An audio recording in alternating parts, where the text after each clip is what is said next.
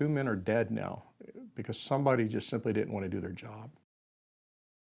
Our big story tonight, we have a 12 News I-Team special report with a perspective that we don't often get to hear.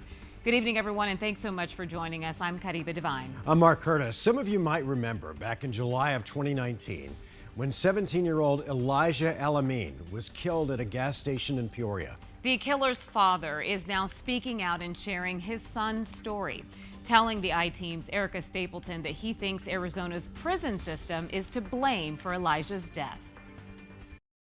It might be hard to feel sympathetic for suspect Michael Adams, but for the next few minutes, put yourself in his dad's shoes, who's been living with one devastation after another.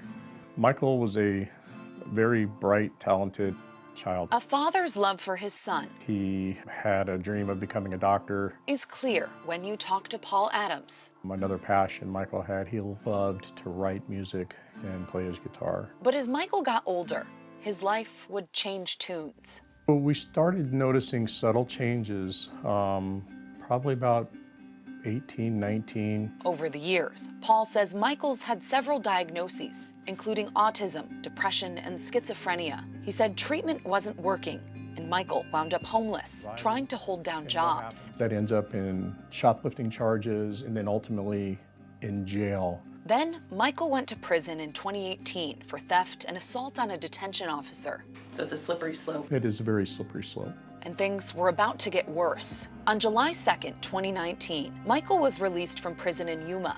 The following 2 days, records show he had some run-ins with local law enforcement in the area. I ended up getting a call from a police officer who told me Michael was in bad shape. What can we do to help get him home? Paul booked Michael a bus ticket that would get him to the Phoenix area. And after Michael was dropped off, Developing now, the search is on for answers after a Valley teen winds up dead. They have a suspect in custody. police say he killed 17-year-old Elijah Al-Amin at a Circle K gas station. As a parent, we try to be there for our kids. Elijah, just shy of his 18th birthday, was getting off work on his way home. I wish he was here. I just wish that that night could have been different. Michael telling police he felt threatened by Elijah's rap music.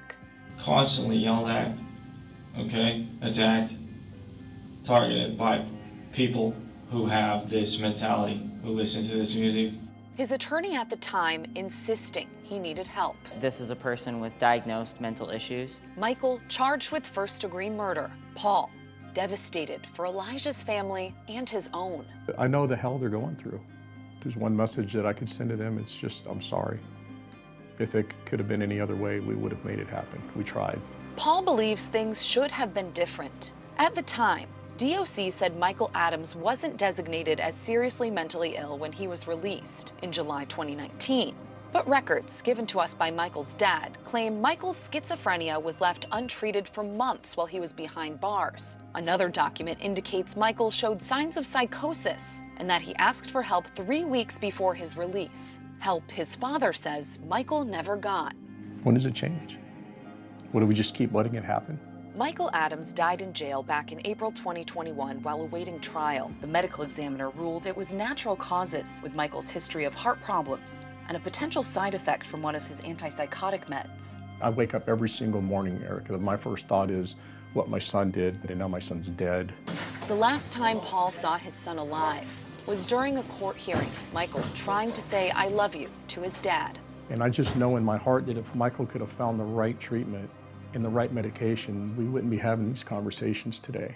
Paul now taking the blame to court, going after those charged with providing health care in Arizona's prison system. And he's not the only one in the fight. Tonight at 10, Elijah's family, part of the fight too. We're in the Alert Center. Erica Stapleton, 12 News.